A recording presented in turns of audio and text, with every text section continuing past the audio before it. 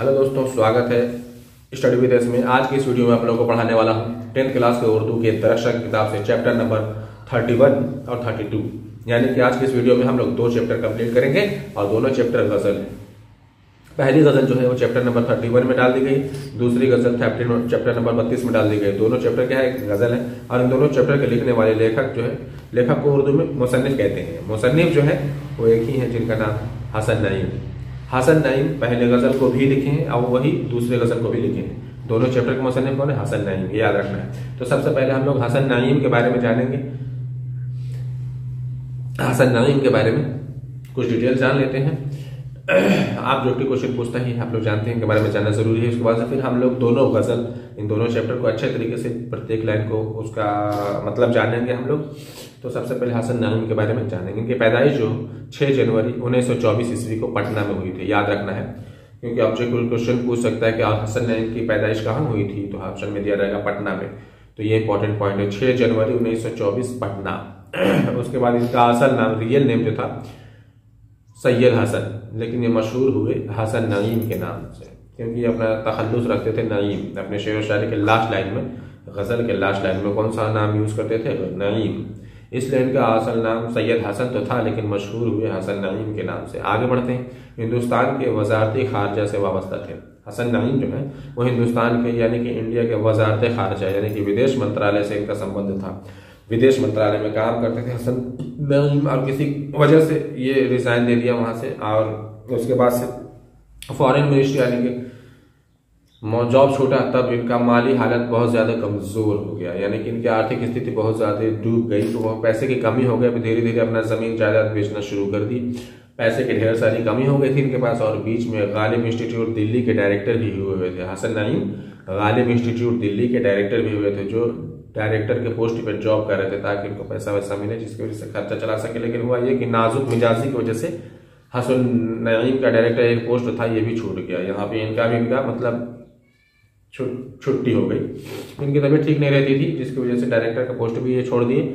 और फिर जब इनका तबीयत ही खराब होता तो कहाँ पर जॉब करते, और इनके पास इलाज कराने के पैसे भी नहीं थे। तो अब तबीयत खराब है तो कैसे पैसा कमाएंगे और कैसे अपना इलाज कराएंगे? तो पैसे की कमी की वजह से अपना इलाज भी नहीं करा पाया। अंत में मुंबई के किसी कोने में इंतकाल हो गया 22 फरवरी 1991 ईस्वी को। कब? 22 फरवरी 1991 ईस्वी को। और उनके बारे में कुछ और जान लीजिए कि हसन नईम के पहले उस्ताद, पहले टीचर थे फसीहुद्दीन। पहले टीचर का नाम है फसीहुद्दीन। और दूसरे बुजुर्ग टीचर जो है हसन नईम के बहुत ज्यादा हेल्प किए, उनके हौसले को अफजाई की है। जैसे बिस्मिल अजीम अब्दुल जमील मजहबी, हसन जज्बी, इन्होंने भी बुजुर्ग लोग थे, वो हसन नईम को बहुत ज्यादा सपोर्ट किए थे। और उसके बाद से हसन नईम ने क्लासिकी शायरी का गहरा मुताला किया था, याद रखिएगा। और उसके बाद से फिर मोमिन और गालिब से ये मुतासिर थे। यानी हसन नईम जो सबसे ज्यादा मोटिवेटर थे, सबसे ज्यादा गजल नज्म शेर व शायरी जो सबसे ज्यादा सुना करते थे, पढ़ा करते थे, मोमिन और गालिब का, इन दोनों जन का बहुत ज्यादा सुनते थे शेर व शायरी, और उनसे मोटिवेट होते थे हसन नईम। और मोमिन और गालिब का जो शेर व शायरी का रंग जो है हसन नईम की शेर व शायरी में झलकता है, ये सबसे बड़ी बात थी। तो ये हसन नईम के बारे में कुछ डिटेल जो आप लोगों को याद रखना। चलिए हम गजल को पढ़कर मतलब गजल को उसका तशरीह करता हूँ। सबसे पहले गजल को देखेंगे, फिर मैं दूसरी गजल को देखेंगे हम लोग। तो आइए फिर पहली गजल में देखते हैं। हसन नईम कहते हैं, कल्ब व जाम में हुस्न की गहराइयाँ रह जाएंगी तो वह सूरज है तेरी परछाइयाँ रह जाएंगी। यहाँ पर बोल रहे हैं हसन नईम के कल्ब व जाम यानी कि हमारे दिल और जान में तेरे हुस्न की गहराइयाँ रह जाएंगी। तू वह सूरज है कि तू परछाइयाँ रहे, तू वह सूरज है कि तुम डूब भी जाएगी ना तो तेरी परछाइयाँ हमारे दिल में हमेशा के लिए रहेंगी, तेरी यादें हमारे दिल में रहेंगी। पहले दिल को याद सदियों आएगा मेरा जुनून, शोहरतें होंगी फना, वो सुवाइयाँ रह जाएंगी। यहाँ पर हसन नईम कह रहे हैं कि अहले दिल यानी कि जो दिल वाले हैं उनको सदियों तक मेरा जुनून, मेरी दीवानगी आ जाएगी। शोहरतें होंगी फना, मेरी शोहरत तो है फना हो जाएगी, मिट जाएंगी, मर जाएंगी। मैं भी अच्छा काम किया हूँ, लोगों की भलाई किया हूँ, उससे मुझे इज्जत मिली है, दौलत शोहरत मिली है, वो सारा चीज़ लोग भूल जाएंगे, फना हो जाएगा। लेकिन मेरी रुसवाइयाँ याद रह जाएंगी लोगों की, मेरी जो बदनामी है वो याद रह जाएंगे। मेरे अच्छे काम भूल जाएंगे लेकिन मेरी शोहरत तो भूल जाएंगे, लेकिन मेरी रुसवाइयाँ, मेरी जो बदनामियाँ जो है वो तो याद रहेंगी।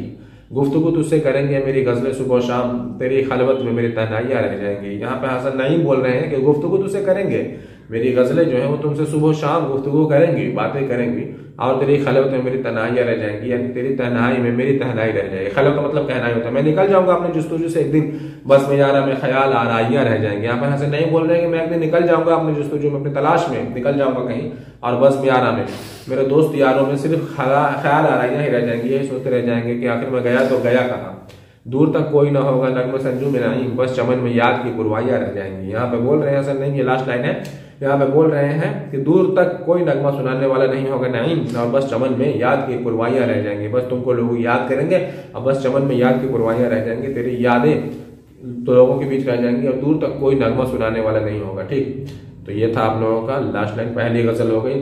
अब आते हैं चैप्टर नंबर 32 यानी कि दूसरी गजल को पढ़ के समझाता हूँ। इसमें शुरुआत में लिखे हैं हसन नईम, फसाने गम का गम गुसार हो तो कहें, कहानी दिल का दिल फकार हो तो कहें। यहाँ पे हसन नहीं बोल रहे फसाने गम, यानी कि गम का फसाना उन्हीं को सुनाऊं जो कि आपके गम के दर्द को सुनना चाहते हैं। उनसे ऐसा भी नहीं किसी को जाकर सुना दिया अपने गम का फसाना और वो सुनना ही नहीं चाहता। अपने गम का फसाना, अपने गम, अपने दर्द की कहानी उन्हीं को सुना जो आपके दर्द को सुनना चाहता हो। और कहानी दिल की कोई दिल फकार हो तो कहो, अपने दिल की कहानी उसी से कहो जिससे मोमेंट से होकर गुजर रहे, उस मोमेंट से हो कोई इंसान गुजर चुका हो, उसी से जाकर को अच्छी राय दे, अच्छी आपके दर्द को समझे। ठीक, उसके बाद से वहाँ यकीन है कि खुद ही कहेंगे हर जुनू यहाँ, या फिक्र फजा साजगार हो तो कहें। यहाँ पे बोल रहे हैं हसन नहीं कि वहाँ उन लोगों को यकीन है कि मैं जो भी कहना चाहता हूँ वो कह लूँगा उनसे, उन लोगों को यकीन है, लेकिन मैं यहाँ पर अच्छा समय, अच्छा वक्त, अच्छा मोमेंट ढूंढ रहा हूँ कि कब वो अच्छा वक्त आए कि मैं अपना बात जो कहना चाह रहा हूँ कहूँ उनसे। ठीक है, तो अच्छा समय यानी कि यहाँ पे क्या हूँ, फिक्र में हूँ कि कब वो अच्छा समय आए कि मैं अपनी बातों को कहूँ। जुनू की कौन सी मंजिल में मिल रहा है सुकून हमारी तरह, कोई बेकरार हो तो कहें। यहाँ पे बोल रहे हैं कि जुनू यानी दीवानगी की कौन सी मंजिल में सुकून मिल रहा है, ये हमारी तरह कोई बेकरार हो तो कहें। हमारी तरह कोई बेकरार नहीं है, हमारी तरह कोई बेकरार रहता तो तब मैं उसको जाकर बताता कि कौन से दीवानगी यानी जुनू की कौन सी मंजिल में सुकून मिल रहा है, यानी कि हमारी तरह कोई बेकरार ही नहीं। कहीं फसाने हिजरा बेरख जिक्र वफा, किसी का अपने तुम्हारे इंतजार हो तो कहें। यहाँ पे बोल रहे हैं कि दीवानगी की बात चल रही है, सभी लोग अपनी अपनी बातों को बता रहे हैं, मुझे भी मन कर रहा है कि मैं अपनी बातों को रखूं, लेकिन मैं नहीं रखूंगा, मैं अपनी बात को नहीं कहूंगा, क्योंकि जो है ना कि मैं उसे चाहता था वो किसी और को।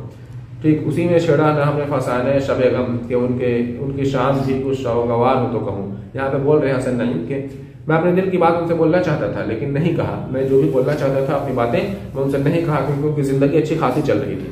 मैं इंतजार कर रहा था कि उनकी शाम जो है वो शौगवार, कब शाम कब उदास हो तब मैं उनके साथ जाकर उनको दिलासा दूँ और अपनी बातों को कहूँ। वो मुस्कुराए कि बरहम हुए गुजारिश पर, जो अपनी आंखों को एतबार हो तो कहूँ। यहाँ पर बोल रहे हैं हसन नईम कि मैं उनसे कुछ गुजारिश की, कुछ पूछा, मैंने कुछ कहा और वो मुस्कुराए कि गुस्सा हो गया। मुझे कुछ मालूम ही नहीं चला, मुझे अपने आंखों पर भी एतबार नहीं, मैं पहचान नहीं पाया कि वो मुस्कुराए या गुस्सा हुई गुजारिश करने पर। ठीक है, आगे बढ़ते हैं। यहाँ दौर ने कहा है तो किससे कहे नहीं, जहाँ पे हमसा कोई गमशाद हो तो कहूँ। लास्ट लाइन है, बोल रहे हैं इस लाइन में, लास्ट लाइन में हसन नहीं कि कहानी जो दौर जुनू, अपनी दीवानगी कहानी, अपने दर्द की कहानी कहे तो किससे कहे नहीं। लास्ट में अपना तखल्लुस यूज किया नहीं, बोल रहे हैं अपने आप को कि अपने दर्द की कहानी कहे तो किससे कहे नहीं, जहां में यानी कि इस दुनिया में हमसा कोई गम को समझने वाला इंसान हो तब ना उनसे जाके कहूँ। ठीक, तो मैं किससे कहूँ अपने दर्द की कहानी, कोई इस दुनिया में जो है गम को समझने वाला नहीं, कोई हमारे जैसा नहीं, बेकरार नहीं कि हम उसे जाकर अपनी दर्द की कहानी सुनाए, ये अपने गम की कहानी सुनाए। ठीक, ये हो गया आप लोगों का दूसरे गजल की भी कंप्लीट। और आप लोगों को दोनों गजल पक्का समझ में आए, कोई भी गजल कंप्लीट आप हमें कमेंट करके पूछ सकते हैं, बाकी जो भी समझाएगा अगर समझ में आए तो लाइक कीजिएगा और मिलता है अगली वीडियो। बाय।